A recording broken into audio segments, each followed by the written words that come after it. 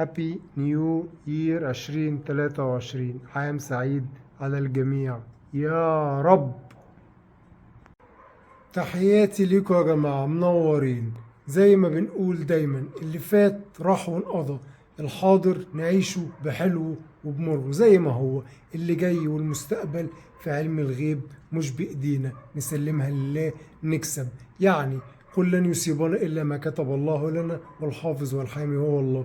سنة جديدة 2023 إن شاء الله تكون فيها أحداث خير وسعادة للناس كلها، للعالم كله، وكل واحد بيتمنى حاجة يحققها، ولكن احنا ما نعرفش فيها ايه. فبلاش نتكهن ونخلي ثقتنا بربنا كبيرة وبنفسنا، ونقول يا رب وفقنا للي فيه خير لينا، وابعد عننا الضرر والمكروه والناس المؤذية ولاد الحرام. الشكوى لغير الله مذلة. يعني ممكن يبقى واحد عنده مشاكل ويقول يا رب ايه اللي جاي هيحصل فيه، ان شاء الله تتحل وتسعى فيها وتعمل جهدك والمستحيل وتحاول توصل لنتيجة، ولكن ما عدا ذلك سلمها لله وقول يا رب وتفائل بالخير. ممكن يبقى واحد قاعد بيتكلم مع الناس عادي، عنده مشاكل شخصية، ممكن يكون مثلا أهله بيعانوا، ممكن يكونوا أهله مثلا مخطوفين، يعني أحداث كتيرة. طب هو يعمل إيه؟ لأنه مفيش في إيده حاجة يعملها غير إن هو يسلمها لله ويقول ربنا يجيب الخير ويسترها على الجميع. ما عدا ذلك لو في إيده أي شيء أي حد يعملها لا يتردد، خلينا نقول فهمته ثانية. ولكن اللي مش في إيده حاجة يسلمها لله ويتفائل بالخير، ويخلي ثقته زي ما قلنا بربنا وبنفسه كبيرة.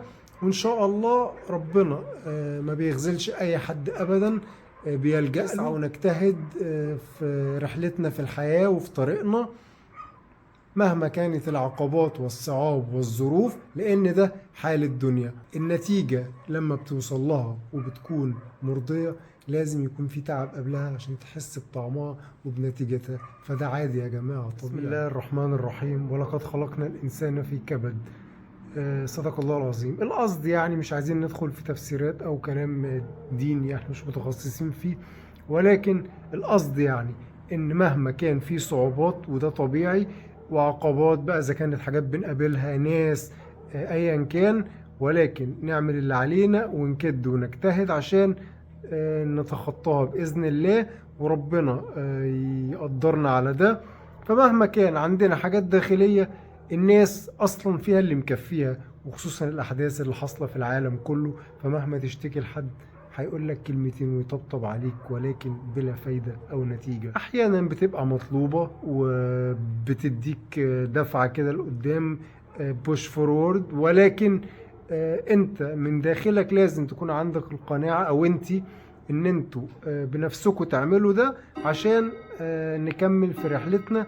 وزي ما قلت لكم نسلمها لله نكسب، واللي فيه خير ربنا يجيبه، وان شاء الله تبقى ايام سعيدة علينا كلنا. شكرا لكم.